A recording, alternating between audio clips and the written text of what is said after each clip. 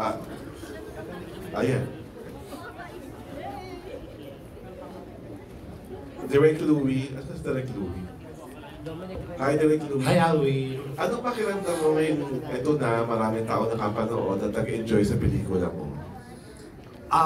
Yun lang malaking tuwa na yun. Success feeling ko sa akin kasi at least na-appreciate nila at saka na-excite sila sa mga twist na nangyari sa pelikula. Na yun naman yung gusto kong palabasin doon sa aking pagkakagawa ng Slay Zone. Okay. Kay Miss Pokwa. Ayan. Miss Pok. Saan? Ito po ako, nakataas. Ayan, sige Ayan. po. Hello, good evening. Miss, Ayan. ayan. Miss Pokwa, nagaling-galing mo sa final scene. Naalala ko si Jacqueline Lucen sa Karumbagi. Ay, nako. Kamusta yung eksena niya? Paano mo pinaghandaan? Ilang rehearsal, may takes? Maniwala po kayo sa hindi. Yun po yung aking first poem. Unang-unang eksena ko po yun sa unang araw ng shooting sa umagang-umaga. Okay. Tinanong ko si Direk, bakit ito agad? Sabi niya, gusto ko fresh yung ano mo, yung tawag dito, yung nararamdaman mo. Kasi ang tingin ko, kaya pinagawa sa akin ni Direk yun ng unang eksena sa unang araw, sa napakaagang eksena. Gusto niya kasi, yung, kumbaga yung sariwa pa yung ano ko, hindi yung ngarag ka na galing ka na sa ganitong eksena, para mas mapaghandaan, para mas ano yung, tawag doon yung lalim, yung hugot. Yun. Nagkataon naman talaga ang lalim din ng hugot ko nung araw na yun. Ibang klase si Direk talaga. Thank you, Direk. Okay. Miss Poki, gaano kahirap yung eksena yun ni Liza doon sa stairs? How was that? Kamusta yung dynamics nun? Mahirap yon kasi, paano ba? Ang bigat ng eksena yun eh. Yes. Kasi nung sinushoot namin yun, alam ko na alam ko na sa script na anak ko siya, di ba? Ang sakit, napakasakit na sabi ko pag malalaman ko sa bandang huli na anak ko, ako mismo pumatay doon sa anak ko. Yes. Kaya sabi ni Direk sa amin, thank you Direk sa tiwala na binigay mo sa amin ni Glyza. Sobrang, sabi niya, ramdamin niyo yan, imaginein mo, ikaw ang pumatay sa sarili mong anak. Although wala ka namang alam. Kaya ang sakit-sakit mong eksenang yun. Sobrang. And siyempre, duty ko yun bilang pulis, di ba? So, ayan. Nanginginig ako sa lamig din. At saka, congrats. Congratulations. Thank you. Ito. Hello po, good evening. Mamang, may question po ako.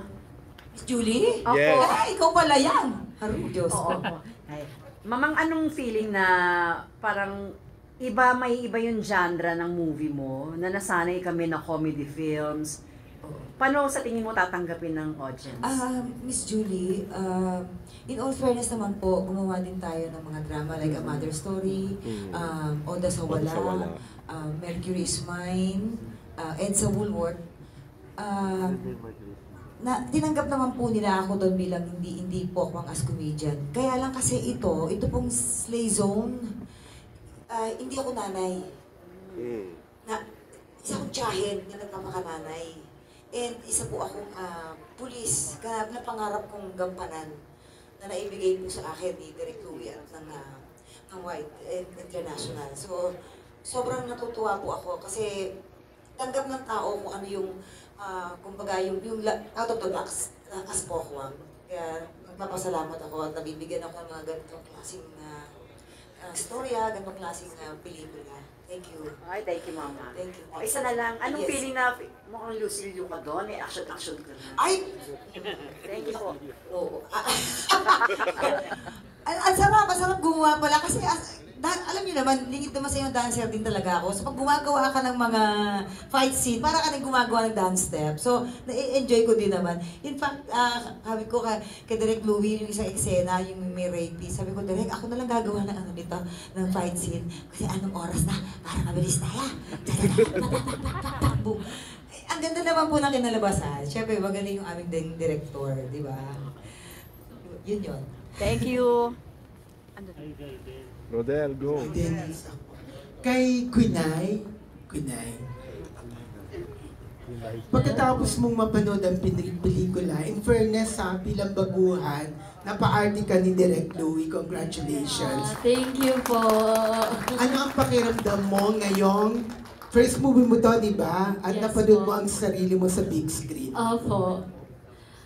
Siyempre, nakaka-proud po. Nagulat din ako sa naging resulta. Okay naman pala yung arte ko. Thank you kay Direk Louie, na nagtiwala sa akin, and syempre sa mga producers, Miss April, Miss Pauline, thank you so much.